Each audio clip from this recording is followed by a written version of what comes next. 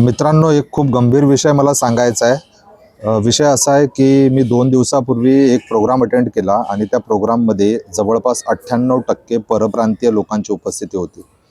माझ्या मुंबईमध्ये, माझ्या महाराष्ट्रामध्ये राहून पण मला परकेपणाची जाणीव तिकडं झाली आणि खरोखर वाटायला लागलं की बाबा, मुंबईतून मराठी माणसाचा टक्का खरोखर घसरत चाललेला आहे. खूपच वेदनादायक आणि दुःखद घटना आहे. मला बघा, मी मुंबईसाठी आणि मराठी भाषेसाठी खूप डेस्पेरेट आहे. मला वाईट वाटलं खूप की त्या प्रोग्रामला जवळपास 98% परप्रांतीय लोक होते आणि मराठी माणूस तिथे दिसलाच नाही. खरोखर विचार करण्यासारखी गोष्ट आहे.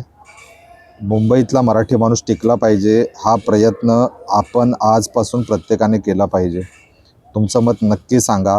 बरेच लोक बघा मला कमेंट करतील, माझं हे पॉलिटिकल चॅनल नाही आहे, बरेच लोक कमेंट करतील की बाबा तू मराठी हिंदी हा मुद्दा का घेतोय, किंवा काही लोक वेगवेगळ्या पक्षाचे असतील. पण ही दुःखद घटना आहे, ही गंभीर घटना आहे की मुंबईमध्ये मराठी माणूस टिकत नाही आहे. विचार करा आणि सांगा काय तुमचं मत आहे.